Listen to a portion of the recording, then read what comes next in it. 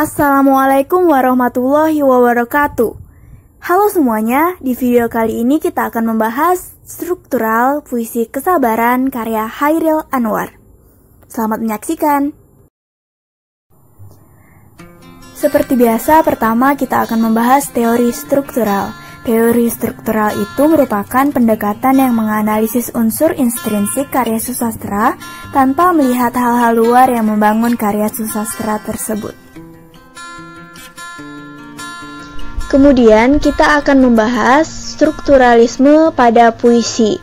Strukturalisme pada puisi terbagi menjadi dua. Yang pertama struktur batin, yaitu tema, perasaan, amanat, nada, dan suasana. Yang kedua, struktur lahir, yaitu diksi, pengimajian, kata konkret, majas, rima, dan ritma. Langsung saja struktur batin yang pertama, tema. Tema merupakan pokok atau subject matter yang dikemukakan oleh penyair. Tema merupakan sebuah atmosfer dari sebuah puisi. Sebuah puisi pasti memiliki sebuah tema, umumnya satu yang melingkupi keseluruhan puisi. Tema di dalam puisi kesabaran karya Chairil Anwar yaitu tema sosial, karena menceritakan kehidupan sosial penyair yang kemungkinan besar berusaha sabar dalam menghadapi orang lain. Kemudian yang kedua, perasaan. Perasaan adalah suasana perasaan penyair yang ikut diekspresikan dan harus dapat dihayati oleh pembaca. Di dalam puisi kesabaran karya Chairil Anwar, perasaannya yaitu perasaan penyair yang berusaha sabar dalam menghadapi hidup. Ia tidak memperdulikan apapun yang orang katakan tentang dirinya. Ia lebih baik diam dan tidak berkomentar. Perasaan dalam puisi ini sangat emosional karena masalah sosial dalam kehidupan dituangkan di puisi ini. Kemudian, amanat. Sadar maupun tidak, ada tujuan yang mendorong penyair menciptakan puisi. Tujuan tersebut bisa dicari sebelum penyair menciptakan puisi, maupun dapat ditemui dalam puisinya. Setelah memahami tentang tema, nada, dan perasaan yang terdapat dalam puisi tersebut, kita bisa menyimpulkan bahwa pesan yang ingin disampaikan pengarang dalam puisinya adalah tentang kesabaran. Penyair ingin mengamanatkan bahwa kita harus bersabar dalam menghadapi masalah, sebab masalah pasti akan selalu datang. Maka dari itu kita harus bersabar dan yakin bahwa suatu saat cobaan itu akan berlalu. Yang keempat, yaitu nada dan suasana. Nada adalah sikap penyair dalam menyampaikan puisi terhadap pembaca. Beraneka ragam sikap yang sering digunakan oleh penyair, apakah dia ingin bersikap menggurui, menasihati, menyindir, atau bersikap lugas. Suasana adalah keadaan jiwa pembaca setelah membaca puisi itu, atau akibat psikologis yang ditimbulkan puisi itu terhadap pembaca. Suasana di dalam puisi kesabaran karya Chairil Anwar memberikan suasana pada pembaca bahwa perasaan penyair sangat kuat dan ia tidak memikirkan apapun yang membuat ia sakit hati. Ia akan bersabar dan tidak akan banyak berkomentar. Nah, kita masuk ke unsur lahir. Yang pertama, diksi atau pemilihan kata. Penyair sangat cermat dalam memilih kata-kata sebab kata-kata yang ditulis harus dipertimbangkan maknanya, komposisi bunyi dalam rima dan irama, kedudukan kata itu di tengah konteks kata lainnya, dan kedudukan kata dalam keseluruhan puisi itu. Oleh sebab itu, di samping memilih kata yang tepat, penyair juga mempertimbangkan urutan katanya dan kekuatan atau daya magis dari kata-kata tersebut. Kata-kata diberi makna baru dan yang tidak bermakna diberi makna menurut kehendak penyair. Di dalam puisi kesabaran karya Chairil Anwar, diksi atau pemilihan kata menggunakan kata-kata yang mudah dimengerti oleh pembaca meskipun dalam struktur kata tidak beraturan dan kurang sesuai dengan struktur kata pada umumnya. Misalnya pada kata nggonggong. Dalam struktur kata pada umumnya bukan gonggong tetapi menggonggong. Namun penyair lebih memilih kata nggonggong sebagai kata yang memiliki unsur originalitas atau private simbol sehingga menghasilkan phonetic power. Yang kedua, pengimajian. Ada hubungan erat antara diksi, pengimajian, dan kata konkret. Diksi yang dipilih harus menghasilkan pengimajian. Oleh karena itu, Kata-kata menjadi lebih konkret seperti kita hayati melalui penglihatan, pendengaran, atau cita rasa. Pengimajian dapat dibatasi dengan pengertian kata atau susunan kata-kata yang dapat mengungkapkan pengalaman sensoris, seperti penglihatan, pendengaran, dan perasaan. Bait atau baris puisi itu seolah mengandung gema suara atau imaji auditif, benda yang nampak atau imaji visual, atau sesuatu yang bisa kita rasakan, raba, atau sentuh, yaitu imaji taktil. Mari kita perhatikan contohnya.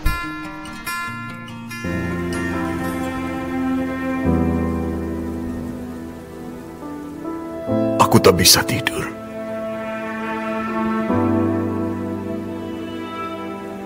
Orang ngomong, anjing gonggong.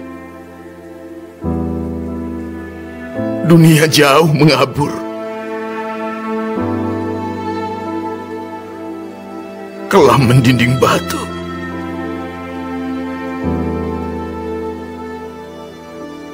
Dihantam suara bertalu-talu.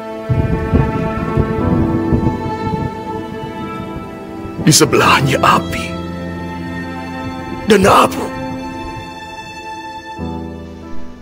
Yang ketiga, kata konkret. Untuk membangkitkan imaji atau daya bayang pembaca, maka kata-kata harus dipengkonkret. Maksudnya ialah bahwa kata-kata itu dapat menyaratkan kepada arti yang menyeluruh. Seperti halnya pengimajian. Kata yang diperkonkret ini juga erat hubungannya dengan penggunaan kiasan dan lambang. Kata yang dipilih untuk melukiskan, ia berusaha sabar dan mengabaikan orang-orang yang menggunjingnya atau membicarakannya. Ia menggunakan kata, aku tidak bisa tidur. Orang ngomong, anjing gonggong. Dunia jauh mengabur. Kelam dan mendinding batu, dihantam suara bertalu-talu. Di sebelahnya api dan abu. Kata konkret yang dipilih untuk melukiskan ia berusaha berbicara namun ia tidak dapat berbicara dan akhirnya berusaha untuk tidak peduli. Ia menggunakan kata, aku hendak bicara, suaraku hilang, tenaga terbang. Sudah, tidak jadi apa-apa. Ini dunia enggan disapa, ambil peduli. Kata konkret yang dipilih untuk melukiskan ia sudah tahan dan kuat untuk menjalani hidup. Ia menggunakan kata, keras membeku air kali, dan hidup bukan hidup lagi.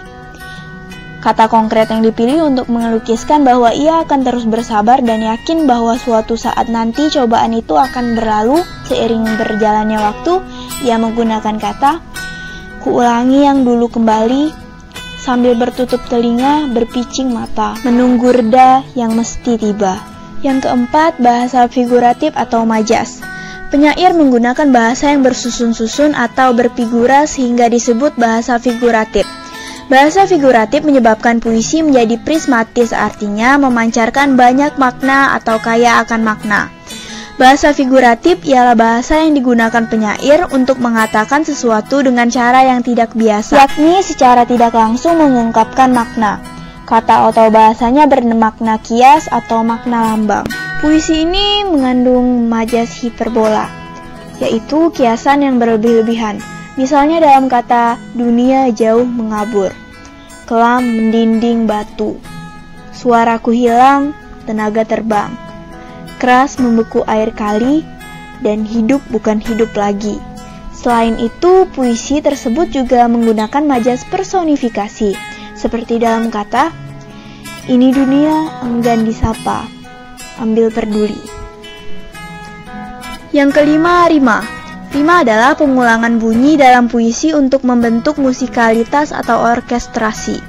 Dengan pengulangan bunyi itu, puisi menjadi merdu jika dibaca. Untuk mengulang bunyi ini, penyair juga mempertimbangkan lambang bunyi. Dengan cara ini, pemilihan bunyi-bunyi mendukung perasaan dan suasana puisi.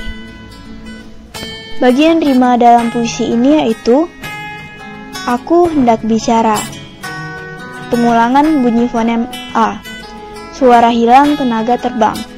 Pengulangan bunyi fonem A dan ng. Sudah, tidak jadi apa-apa. Pengulangan bunyi fonem A. Ini dunia enggan disapa, ambil peduli. pengulangan bunyi fonem I dan A. Terakhir, ritma.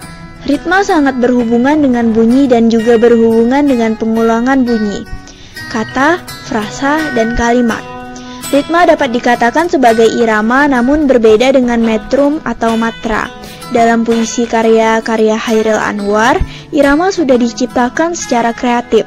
Artinya tidak hanya berupa pemotongan baris-baris puisi menjadi dua frasa, namun dapat berupa pengulangan kata-kata tertentu untuk mengikat beberapa baris puisi. Ritma di dalam puisi Kesabaran karya Chairil Anwar adalah kata aku yang merupakan pengikat beberapa baris, sehingga baris-baris itu seolah bergelombang menimbulkan ritma.